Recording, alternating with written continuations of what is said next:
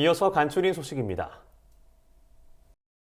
내년 4월 30일까지 75세 이상 고령자를 대상으로 코로나19 예방접종이 시작됩니다. 질병관리청은 코로나19 백신 접종을 75세 이상은 11일부터, 70세 이상은 15일부터, 65세 이상은 18일부터 각각 순차적으로 시행한다고 밝혔습니다. 이번 접종에는 최근 유행하는 코로나19 변이에 효과적인 JN1 신규 백신을 사용합니다. 65세 이상 어르신은 코로나19와 독감 백신을 동시에 맞을 수 있습니다. 지영미 질병관리청장은 65세 이상 어르신들은 한 번 방문으로 더욱 편리하게 코로나19와 인플루엔자 백신을 동시에 접종하시기를 당부드린다고 말했습니다. 동시 접종이 가능한 의료기관은 예방접종 도우미 누리집에서 확인할 수 있습니다. 우리나라 통화정책이 물가 억제를 위해 돈줄을 죄는 긴축에서 돈을 풀어 경기를 살리는 완화 쪽으로 돌아섰습니다. 한국은행 금융통화위원회는 11일 열린 통화정책 방향 회의에서 현재 3.5%인 기준금리를 3.25%로 0.25%포인트 낮췄습니다. 금통위가 금리를 인하한 건 경기 부진 때문인 것으로 풀이됩니다. 앞서 정부와 정치권에선 장기간 고금리가 지속된 상황에 금리를 낮춰 이자 부담을 줄여줘야 민간 소비, 투자가 살아날 수 있다는 주장을 지속적으로 제기했습니다. 여기에 통화 긴축의 제일 목표인 2% 소비자 물가 상승률도 이미 달성돼 인플레이션 우려가 크지 않은 것도 금리 인하에 힘을 보탰습니다.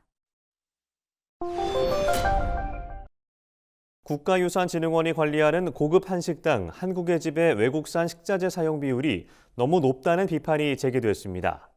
박수현 더불어민주당 의원실에 따르면 올해 한국의 집에서 사용한 식자재 310개 가운데 61개가 외국산이었습니다. 한국의 집은 한국 전통문화와 한식의 우수성을 알리기 위한 시설로 1957년 대통령 직속 공보실에서 국내외 귀빈 대접을 위한 영빈관으로 운영을 시작했습니다. 이곳에서 제공하는 만찬 메뉴 중 숙주는 모두 외국산을 사용하고 있었고 육류의 경우에도 대부분 외국산을 사용하고 있었습니다. 박 의원은 비슷한 가격대의 한식당들이 90% 이상 국내산 식자재를 사용한다고 홍보하는 것과 비교해 한국의 집이 상당 부분 외국산 식자재를 쓰는 것은 아쉽다고 지적했습니다. 앞으로 반려동물 등록 변경은 정부 24를 통해 간편하게 신고할 수 있게 됩니다. 종이로만 발급되던 동물 등록증도 모바일로 발급받아 사용할 수 있게 됩니다. 농식품부는 반려동물 소유자가 반려동물의 중성화, 사망 등 변경 사항을 정부 24에서 손쉽게 신고할 수 있도록 제도를 개편했다고 밝혔습니다. 기존엔 반려동물 변경 신고를 위해 소유자가 직접 구청을 방문하거나 국가동물보호 정보 시스템을 이용해야만 했습니다. 김정희 검역본부장은 앞으로도 반려동물 행정 서비스를 더욱 편리하게 개선하도록 노력하겠다고 말했습니다. 농촌진흥청은 화분 매개용 꿀벌 관리를 철저히 할 것을 딸기 재배 농가에 당부했습니다. 자연적인 바람이나 곤충의 수정을 기대할 수 없는 겨울철 시설 재배에 있어 화분 매개용 꿀벌은 필수적입니다.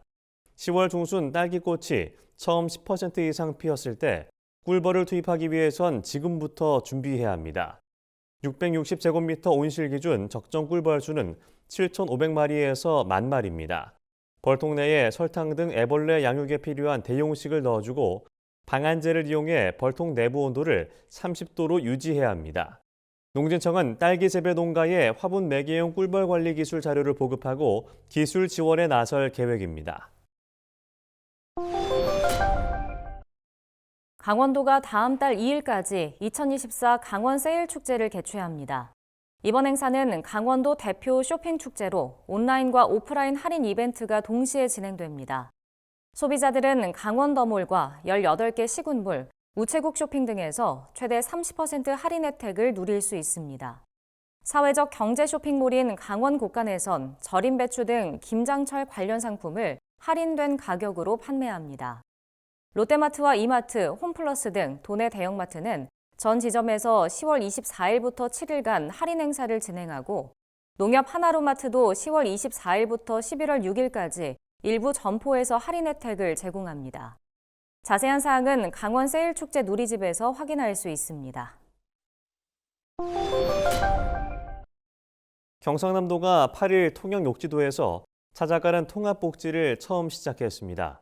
찾아가는 통합복지란 여러 기관에 흩어진 복지 서비스를 한데 모아 지역민에게 제공하는 것을 말합니다. 욕지도 주민들은 병원이나 복지관 시설을 이용하려면 1시간가량 배를 타고 육지로 나와야 했습니다. 이런 주민들의 불편을 덜기 위해 이날 이불 빨래를 해주는 빨래방 버스와 스마트 돌봄기기를 체험할 수 있는 똑띠버스, 집 청소와 방역을 하는 클린버스가 욕지도를 찾았습니다. 아울러 통영적십자병원 등도 동참해 무료 진료 서비스를 제공했습니다. 경남도는 앞으로도 통합복지 서비스를 꾸준히 제공하겠다고 밝혔습니다. 전라북도 김제시가 최근 2024 국제종자박람회를 오늘 16일부터 18일까지 김제 민간육종연구단지에서 개최한다고 밝혔습니다. 종자에서 시작되는 미래를 슬로건으로 한 이번 행사에는 국내 종자기업과 관련 기관이 육성한 종자 497개 품종이 전시됩니다. 이 밖에도 농자재와 농기계 생산업체 90여 곳이 참여해 제품을 소개하고 종자산업의 발전 방향을 모색하는 심포지엄도 열릴 예정입니다. 행사장에선 고구마 수확하기, 친환경 화분 만들기 등 체험 행사도 즐길 수 있습니다. 정성주 김제시장은 이번 행사는 국내 우수 종자를 세계에 널리 알리고 종자 산업을 육성할 토대가 될 것이라고 말했습니다.